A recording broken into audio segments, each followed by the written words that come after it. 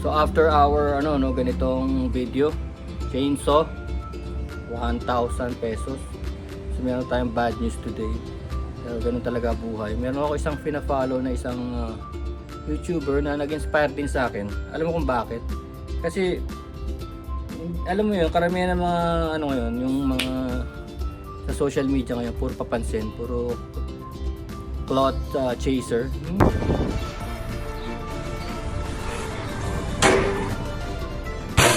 Gumagawa na lang ako nung kalokohan para mapansin lang sila, no? Whenever I see girls and boys, Minsan maabot pa sa nudity, no? Para lang OnlyFans, mga ganun. Maabot na lang sa ganun para lang mapansin or sumikat, no? Lahat na lang ginagawa nilang kababuyan kahit na may madidisgrasya o may maapektuhan, no? So etong sinasabi kong rest in peace, one of the finest YouTubers out there, si Adam the Woo. Welcome everyone. Adam the Woo here. join me. Shall you? Join me. Shall you? Adam the Woo, David Adam Williams. So bigla na lang, no, namatay daw siya. Parang 3 days ago, ganun. Natagpuan na lang siya sa kwarto niya, hindi gumagalaw. Tignan yung channel niya, Adam the Woo. Kasi ang hindi cloud chasing ang style niya, talagang educational. Yung pinupuntahan niya yung mga theme parks, theme park tours, and videos exploring other famous pop culture sites. The filming locations of Forrest Gump, starring Tom Hanks. tapos yung mga lugar kung saan ginanap yung mga pelikula, nakakatuwa. Tapos ano pa siya, minsan isang pangarap ko rin yung van life. Nag-van life siya dati. Umiikot siya sa 50 states sa Amerika, naka-van. My first video of my van dwelling experiment, adventure, whatever you want to call it. So yung buhay niya sa van, so kung sundan yun, kasi totoong-totoo talaga. Tsaka yung iba kasi, meron din ako sinusundan dati, may kasama pang pusa, no? Yung iba kasi puro kalokohan, no? Bandang huli nababayaran na. Alam mo nang nababayaran, nagsisinungaling, nababayaran. Nauuwi na rin sa setup, no? Kunwari na hold up, ganun, o yung nagbarilan, ganun. Ayaw ko lang ganun. Gusto ko yung talaga natural lang na dinedemo niya yung lugar. Kasi nung bata ako, gusto ko rin mapunta sa Disneyland, pero inisip ko hindi na rin posible yun. Pero hindi naman masakit ang loob ko. Pero nakita ko kasi yung mga hindi mo napuntahan, pwede mong makita sa video ng iba, sa YouTube. Yun si Adam the Woo.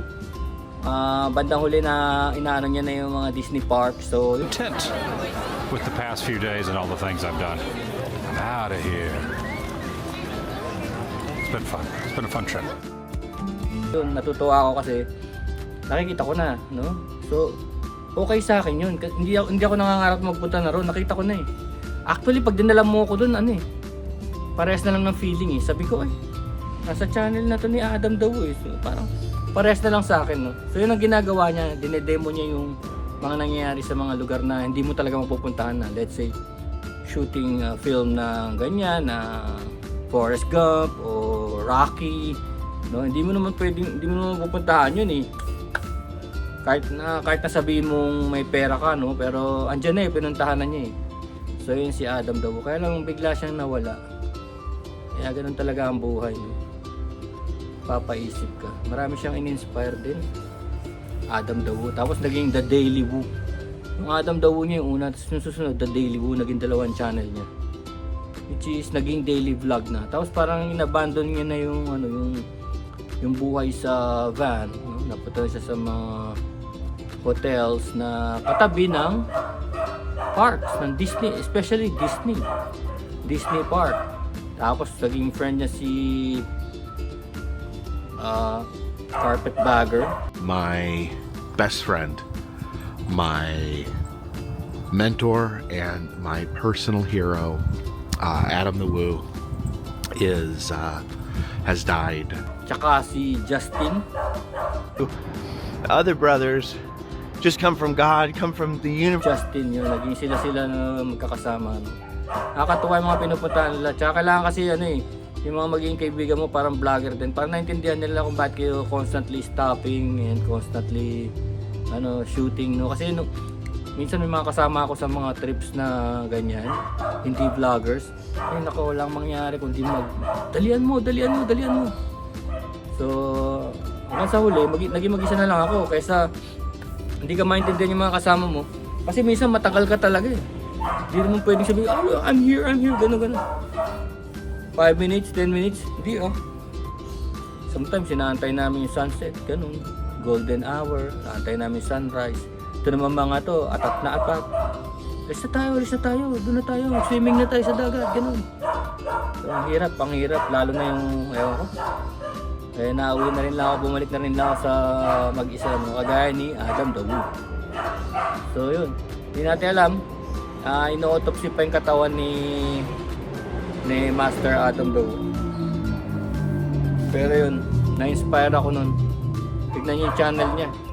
Napakaganda. Ngayon, babacktrack ako kasi yung bandang huli niya, nasa ano siya parang recently lang nasa ano siya Disney.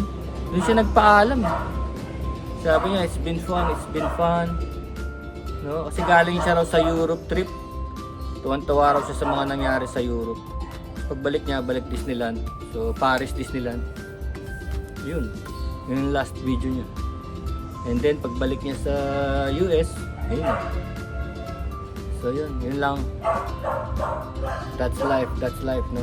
Oo nga pala, habol ko nga pala. Sumali kami sa choral competition, Christmas caroling choral competition sa office, no? So isa ako sa napasama, tenor. Tapos tinraining ako na voice coach ako for 3 weeks. No, sagot ng company na voice coaching ako for 3 weeks.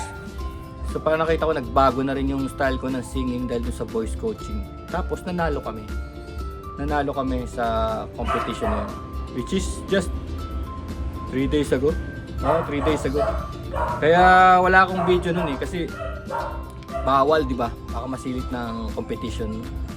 So hindi kami nagbi-video whatsoever. Pero ngayon, dahil nanalo na kami, tignan nyo sa channel ko. Sa Larry T. Herrera channel, nandun yung aming performance, which is choral no? So merong soprano, alto, tenor, bass.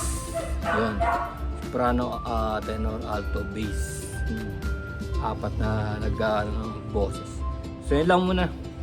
That's life, no? Hindi natin pwedeng dikta kung sino, oras mo na kahit na at the peak of your career or marami naman nagmamahal sa iyo. Pero ganun talaga, kinuha na siya at age 51. Adam the Woo. Rest in peace, brother. See you soon. See you again.